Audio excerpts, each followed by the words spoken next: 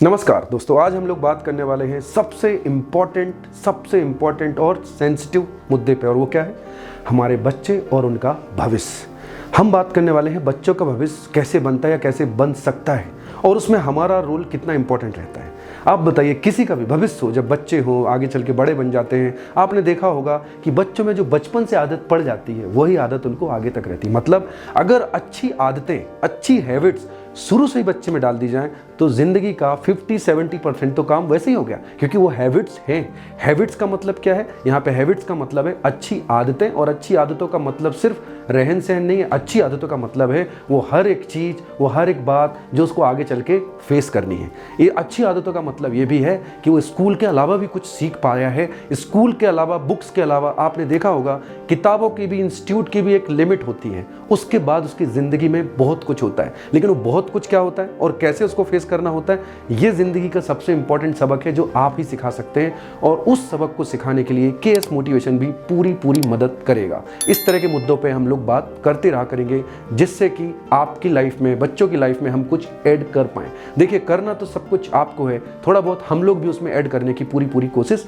करेंगे। आपने देखा होगा हर घर परिवार में एक डिस्कशन जरूर होता है कि बेटा तुम इसकी तरह बनो, तुम अब्दुल कलाम जी की तरह बनो, तुम विराट कोहली की तरह बनो, तुम सचिन की तरह बनो, तुम इसकी तरह बनो। आप सोचिए, जब कई पेरेंट्स बता रहे होंगे तो बच्चे के मन में एक सवाल आया होगा कि ये ऐसे बोल रहे हैं और उसकी नज़र तो इधर होगी। वो बोल रहा है कि आप इनकी सबकी तरह बोल रहे हो, लेकिन मैं तो आपकी तरह बनना चाहता हूँ या चाहती हूँ, मैं आपकी तरह बनना चाहती हूँ। तो हो सकता है हम बहुत बड़े बिजनेसमैन ना हो, हम बहुत बड़े प्लेयर ना हो, लेकिन हमारी ज़िंदगी में जो हम हैं ऑनेस्टी के साथ है, हमें बताना चाहिए और अपना एग्जाम्पल चाहिए। देखिए, लीड बाय एग्जाम्पल होता है। घर के जो पेरेंट्स होते हैं वही बच्चे के असली हीरो होते हैं। चाहे ज़िंदगी में बाहर जितने लोगों से मिलते हो, जितने लोगों से बात करते हो, लेकिन सच में जिसका सबसे ज़्यादा इम्पैक्ट बच्चों की ज़िंदगी में होता है वो तो आप हैं। तो ऐसा कुछ करना चाहिए जिससे बच्चों की लाइफ में भी बहुत पॉजिटिव चेंज और बहुत उनकी अच्छी आदतें पड़े।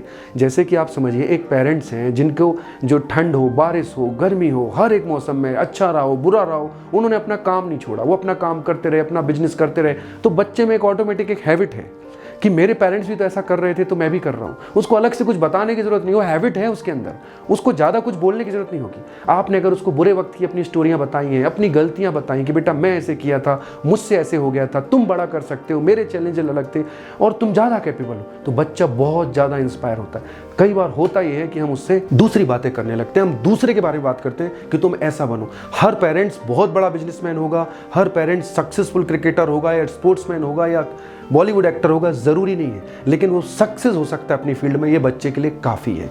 आपने देखा होगा, क्योंकि आज हमने डिस्कस करने के लिए एक ही बहुत ही सेंसिटिव मुद्दा रखा है, वो हमारे बच्चे, तो उनके बारे में बात करते हैं और वो सही है।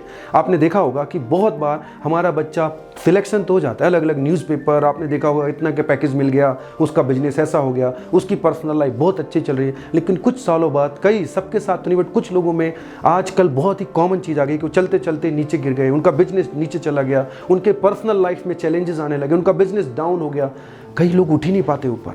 वो बच्चे ही तो थे जिनमें वो हैबिट नहीं डल पाई जो आगे चल के उनके लिए एक बहुत बड़ा चैलेंज बन गया। उनको चैलेंज से लड़ने की हैबिट नहीं डल पाई, उनको फेलियर को एक्सेप्ट करने की हैबिट नहीं डल पाई। उनके अच्छे नंबर तो आए थे, वो 95% तो थे, 98% तो थे, सम टाइम उनके 100 नंबर भी थे, लेकिन वो आदतें नहीं थी, क्योंकि वो किताबों में नहीं है, बुक्स में नहीं है, इंस्टीट्यूट में नहीं है, वो सीखी जा सकती है।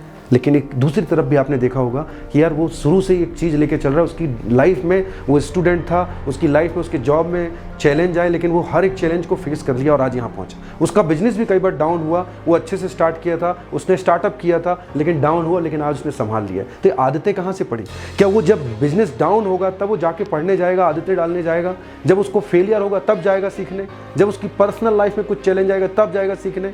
Answer is no. वो कब सीखेगा? वो आदतें अगर हम शुरू से डाल देंगे, यदि वो बच्चा शुरू से जानता होगा, तो जब वो बड़ा होगा, कॉलेज में जाएगा, अपना बिजनेस स्टार्ट करेगा या कहीं IAS IPS में या किसी भी बड़े बड़े इंस्टीट्यूट में सिलेक्शन होगा, बड़ा जॉब करेगा, फॉरेन जाके कुछ करेगा, तो चैलेंज को फेस कर पाएगा। वो फेलियर की डेफिनेशन को जानेगा कि ज़िंदगी में दोनों ही चीज़ मेरी है, फेलियर भी सक्सेस भी दोनों ही मेरे हैं।